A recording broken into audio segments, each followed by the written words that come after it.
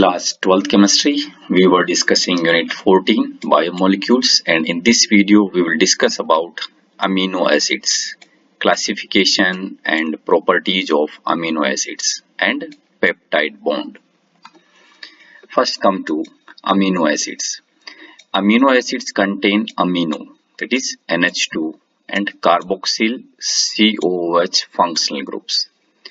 Depending upon the relative position of amino group with respect to carboxyl group, the amino acid can be classified as alpha, beta, gamma, delta, and so on. Only alpha amino acids are obtained on hydrolysis of proteins. They may contain other functional groups also. That is, proteins also contains the other functional groups. See, this is alpha amino acid. This is the carbon to which COOH group is attached.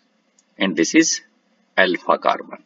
And to this alpha, this NH2 group is attached. That's why this is alpha amino acid. This R, this is a side chain. Okay. All alpha amino acids have tribal names, which usually reflect the property of that compound or its source. For example, glycine. It's so named since it has sweet taste. In Greek, glykos means sweet.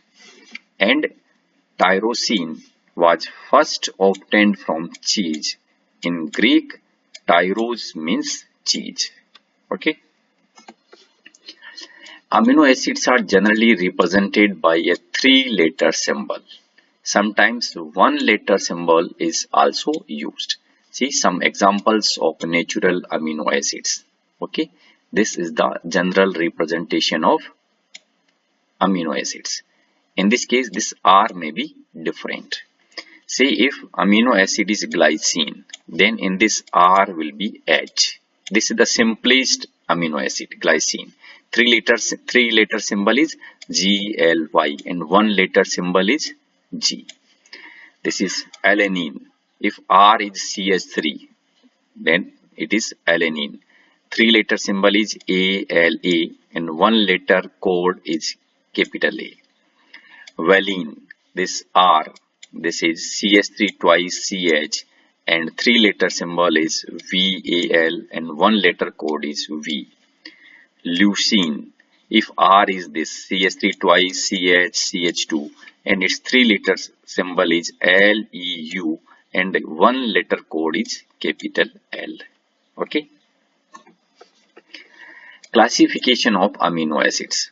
Amino acids are classified as acidic, basic or neutral depending upon the relative number of amino and carboxyl group in their molecule. We already discussed that this NH2 group is basic in nature and carboxyl group is acidic in nature. Okay, depending on their relative number, amino acid may be acidic, basic or neutral. Neutral amino acids means equal number of amino and carboxyl group. Basic amino acids means more number of amino than carboxyl groups. Acidic amino acids means more carboxyl groups as compared to amino groups. Okay. Then amino acids are further classified as non-essential amino acids and essential amino acids. Now what are these non-essential amino acids? The amino acids which can be synthesized in the body are known as non-essential amino acids. Actually, it means it is not essential to provide these amino acids through diet because they can be synthesized in the body. For example, glycine and alanine. Essential amino acids, the amino acids which cannot be synthesized in the body and must be obtained through diet, must be supplied through diet, are known as essential amino acids. For example, valine and leucine. Properties of amino acids. Amino acids are usually colorless crystalline solids.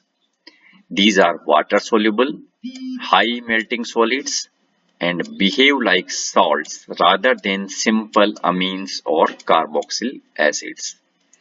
This behavior is due to the presence of both acidic, that is carboxyl group, and basic, means amino group, in the same molecule. In aqueous solution, the carboxyl group can lose a proton and amino group can accept a proton, giving rise to a dipolar ion, and this dipolar ion is known as Zwitter ion. This is neutral but contains both positive and negative charges. See, this is the amino acid. Now in this case, this is the carboxyl part. This H will donated by this part and this is accepted by this NH2 and we will get this one. This COO minus get negative charge and this NH3 plus acquire the positive charge. This type of structure is known as Zwitter ion. Okay. In Zwitter ionic form, amino acids show amphoteric behavior as they react both with acids and bases. Except glycine, that is simplest amino acid, all other naturally occurring alpha amino acids are optically active since the alpha carbon atom is asymmetric and these exist both in D and L forms. Again, these are the relative configuration D and L. Most naturally occurring amino acids have L configuration. L amino acids are represented by writing the NH2 group on left hand side. Clear? If NH2 group is on left hand side, this is L amino acid, and if this is on right hand side, then this is D amino acid. Peptide bond or peptide linkage.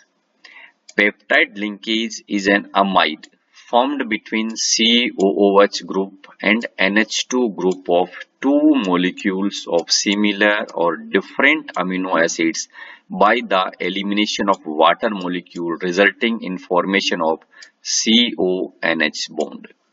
If two amino acids link via peptide linkage, a dipeptide is formed. For example, this is NH2 CH2 COOH. This is glycine.